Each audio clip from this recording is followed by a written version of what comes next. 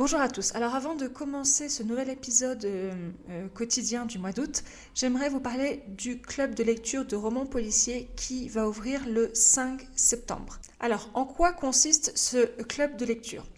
Ce club de lecture est vraiment focalisé sur la lecture de romans policiers. Pourquoi des romans policiers ? Parce que l'intrigue est intéressante. C'est du vocabulaire du quotidien. On ne va pas analyser des œuvres littéraires classiques. Non. Ces lectures de romans policiers vous aident vraiment concrètement dans l'usage du français quotidien. Ce club a lieu sur 5 séances d'1 heure. Il y a des conversations intéressantes en petits groupes de maximum 5 élèves. Pourquoi c'est limité à 5 élèves ? Pour que tout le monde puisse s'exprimer, ait le temps de s'exprimer, d'écouter et de participer sans pression. Alors, ce club de lecture commence le 5 septembre. Il ne reste que 3 places. Si tu veux améliorer ton vocabulaire, ta fluidité et ta compréhension orale en français, ce club est pour toi. Donc, je le répète, il ne reste que 3 places. Si tu es intéressé, envoie-moi un email à hello@eouionline.com ou viens faire un tour sur mon site internet eouionline.com. Je vous laisse tous les liens en description. Aujourd'hui, j'avais envie de partager tout ce que l'apprentissage des langues a apporté dans ma vie. Alors, apprendre une langue, déjà, c'est pas seulement la grammaire, la conjugaison et la parler. Apprendre une langue, c'est s'ouvrir à des horizons différents, à vraiment un monde complètement différent. Par exemple, grâce à l'espagnol, je réalise que je pense beaucoup plus vite. Je travaille dans les 3 langues au quotidien, beaucoup moins en anglais malheureusement parce que en ce moment j'ai beaucoup d'élèves de niveau intermédiaire et avancé, mais j'adore aussi avoir des élèves de niveau débutant anglophones parce qu'on peut beaucoup jouer avec les 2 langues.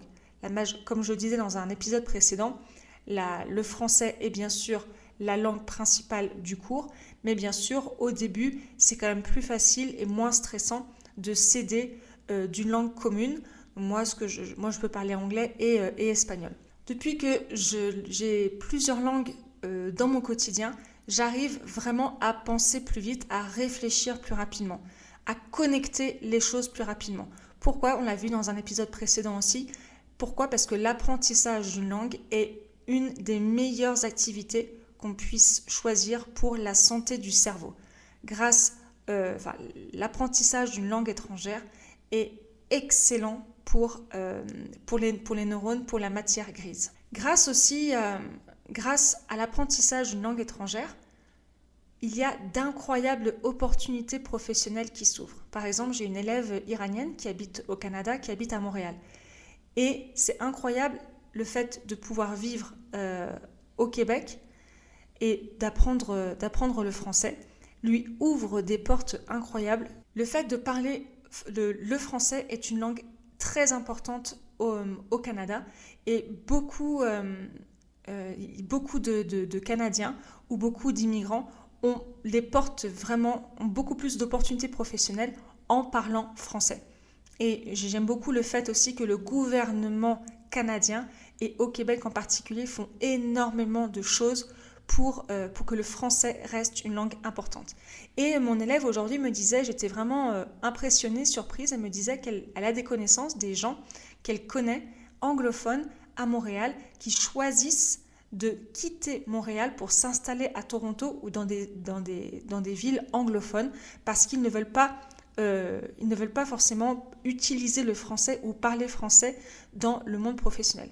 Moi, personnellement, je trouve ça incroyable de ne pas vouloir en fait utiliser une autre langue que sa langue maternelle pour pouvoir travailler. Je ne juge pas, on vient tous d'un système différent, on vient tous d'une culture différente, on est tous différents. Mais je vais être honnête avec vous, je fais face à moi je ne comprends pas ça. Par exemple, je suis sur un groupe Facebook qui s'appelle Expat en France, un truc comme ça. Et ce qui me choque, et je suis dans ce groupe-là parce que ça m'intéresse de voir les problématiques que peuvent avoir des expatriés quand ils vont s'installer en France, les questions qu'ils se posent, C'est vraiment intéressant. Et je vois quand même assez régulièrement des posts qui disent, par exemple, ah oui, c'était quand ça? C'était il y a quelques jours, j'ai vu une personne demander dans quel village dans le sud de la France il y a le plus d'anglophones. Alors, il y a quand même beaucoup de personnes qui disent, si tu vis en France, pourquoi est-ce que tu cherches un village avec des anglophones?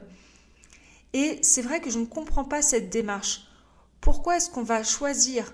Alors, beaucoup de gens vont en France, en particulier ce groupe d'expats, c'est vraiment un choix. C'est beaucoup de retraités ou des gens qui veulent vraiment quitter, en général c'est les États-Unis, qui veulent quitter les États-Unis ou le Canada et qui veulent s'installer en France. C'est plutôt un groupe anglophone. Et c'est un choix de leur part, c'est pas une obligation. Je pourrais comprendre si c'est une obligation professionnelle, qu'on n'a pas envie forcément de s'installer en France, je pourrais comprendre la réticence à utiliser la langue. Mais quand on fait le choix de vivre dans un pays, que ce soit la France ou n'importe quel autre pays, je ne comprends pas les personnes qui refusent ou qui ne sont pas du tout intéressées ou motivées pour apprendre la langue du pays. C'est comme si moi, il y a 12 ans, quand j'ai fait la démarche de m'installer au Mexique, je disais, je suis au Mexique, par contre, je parlerai seulement anglais. C'est complètement... Enfin, je vais être encore peut-être un peu... je vais être franche dans mes propos. Je trouve ça complètement ridicule. Si on ne veut pas apprendre la langue où on s'installe, et encore plus quand c'est un choix, je ne parle pas d'obligation, quand c'est un choix de la part de la personne, mais pourquoi ne pas apprendre la langue? On se ferme tellement de portes. Si je n'avais pas fait des efforts dès le début de mon arrivée au Mexique pour apprendre l'espagnol, mais les portes que je me serais fermées, mon Dieu, tant au niveau amical que professionnel, c'est l'apprentissage de l'espagnol dans ma vie quotidienne m'a tout donné, mais vraiment. J'ai pu rencontrer mon mari, j'ai mon fils, il peut grandir dans un système biculturel. Au niveau professionnel, je peux aussi connecter avec beaucoup d'autres personnes. L'espagnol et l'anglais, bien sûr, m'ont ouvert, mais c'est grâce aux langues que j'ai la vie que j'ai actuellement. Et c'est pour ça que je ne comprends pas les gens qui décident de s'installer dans un pays, qui ne veulent pas, qui refusent catégoriquement d'apprendre la langue. Le seul pays où j'ai habité, où je n'ai pas fait beaucoup d'efforts pour apprendre la langue, c'est l'Inde. 2 choses. Premièrement, parce que en Inde, les gens parlaient en général très très bien l'anglais, donc je pouvais vraiment communiquer sans aucun problème en anglais avec les gens autour de moi. Et deuxièmement, parce que j'ai su rapidement que je n'allais pas rester. J'avais un contrat de 9 mois, c'était mon stage de Master 2. J'ai très vite compris que je n'allais pas rester. Donc, j'ai pas vraiment fait l'effort. J'avais appris quelques mots de bengali, donc parce que j'habitais à Calcutta et la langue régionale c'est le bengali, et un petit peu de hindi. Mais vraiment, je pouvais vivre en Inde assez bien en parlant seulement anglais. Mais si j'avais fait le choix de rester là-bas, mais c'est évident que j'aurais appris le bengali, le hindi ou même les 2 langues. Et donc, la conclusion de cette réflexion, c'est quand on apprend une langue, c'est pas seulement, comme je le disais au début, un système ou un système de vocabulaire, de grammaire, de conjugaison. C'est bien plus que ça. Quand on apprend une langue, on apprend un système, une culture, des traditions, une mentalité. Par exemple, c'est intéressant, je me sens un peu comme Dr. Jekyll and Mr. Hyde, parce que cette fois-ci, quand je suis allée en France, donc il y a un mois, je me sentais vraiment différente de la Virginie au Mexique. Et je me sentais un peu bizarre par rapport à ça quand je suis rentrée au Mexique. J'en ai parlé à mon amie et collègue Amélie, et je lui demandais, mais est-ce que toi aussi tu te sens pareil quand tu te sens différente quand tu es au Mexique et quand tu es en France? Et elle me disait, mais bien sûr que oui. Et tout ça, c'est par rapport à l'héritage culturel par exemple, déjà quand on parle en français, on parle beaucoup moins fort. Au Mexique, en espagnol, moi naturellement, je vais parler plus fort qu'en français.